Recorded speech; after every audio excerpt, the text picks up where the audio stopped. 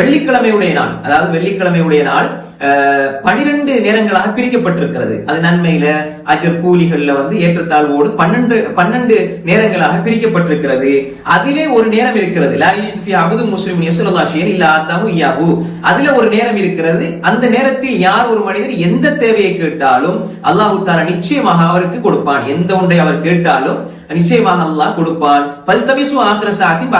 அந்த நேரத்தை, துஆ ஏற்றுக்கொள்ளப்படக்கூடிய அந்த நேரத்தை நீங்கள் அசர் தொழுகைக்கு பின்னால் தேடிக்கொள்ளுங்கள். அப்ப ஜுமாவுடைய அந்த நாள், அதாவது காலையிலிருந்து சூரியன் உதய, காலையிலிருந்து ஃபஜ்ர்ல இருந்து காலையிலிருந்து மக்ரிப் வரை, சூரியன் மறையும் வரை அந்த நேரம் 12 ஜுஸுகளாக பிரிக்கப்பட்டிருக்கிறது. அதுல ஒரு நேரத்துல துஆக்கள் ஏற்றுக்கொள்ளப்படும்.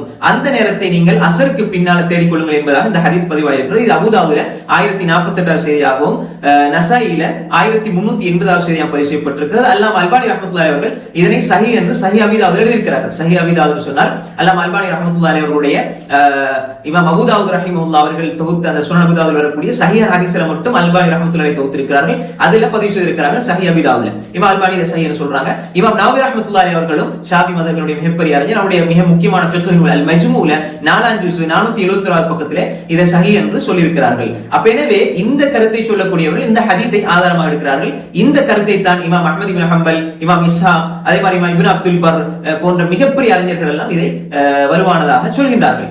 அப்ப எனவே இந்த கருத்தை தான் இமாம் இப்னு கைம் அல் ஜௌசியா ரஹிமஹுல்லாஹ் அவர்களும் வலுவானதாக பார்க்கிறார்கள்.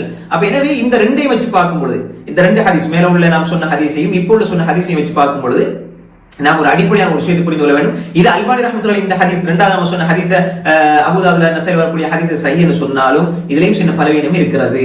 அப்ப எனவே நாம் மொத்தமாக பார்க்கின்ற பொழுது ஜுமாவுடைய தினத்திலே துஆ ஏற்றுக்கொள்ளப்படக்கூடிய விசேட நேரம் குறித்து வந்திருக்கக்கூடிய அனைத்து செய்திகளிலும் பலவீனம் இருக்கிறது. எந்த ஒன்றும் தெளிவாக சஹீஹாக வரவில்லை. அதனால தான் கருத்து வேற்றுமை வந்திருக்கிறது. அப்ப எனவே ஜும்மாவுக்கு இமாம் வந்ததிலிருந்து தொழுகை முடியும் வரையா அல்லது அசருக்கு பிறகு மக்ரிபுக்கு முற்பட்ட நேரத்தில், இப்ப இந்த ஹதீஸை பொறுத்தவரை பல துருக்கள் வருது. இலா கைபு, அதாவது கைபுபத்தி ஷம்ஸ், சூரியன் மறைவதற்கு அண்மித்த நேரத்தில் துஆ கேளுங்கன்னு வருது.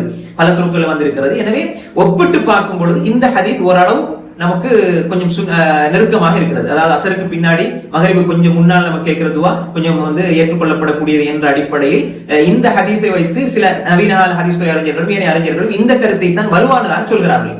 ஏன்னா இது கொஞ்சம் பலவீனம் இருந்தாலும் ஒரு ஒப்பீட்டு அளவுல ஆதாரபூர்வமானது, ஒப்பீட்டு அளவுல மிக ஆதாரத்தன்மையுடையது இந்த ஹதீஸ். ஜாபிர் இப்னு அப்துல்லாஹ் ரலியல்லாஹு அன்ஹு அறிவிப்பு, அதாவது அசருக்கு பின்னால, அதுவும் அசருக்கு பின்னால மக்ரிபு கொஞ்சம் முன்னால, அசருடைய கடைசி நேரம்னா மக்ரிபு கொஞ்சம் முன்னாடி கேட்கிறது துஆ ஏற்றுக்கொள்ளப்படும். அது மாதிரி இப்னு கைம் ரஹிமஹுல்லாஹ் ஸாதுல் மஆத்ல இந்த ஸஈத் இப்னு ஜுபைர் ரஹிமஹுல்லாஹ் அவங்க அசர் தொழுத பின்னால அப்படி அவங்க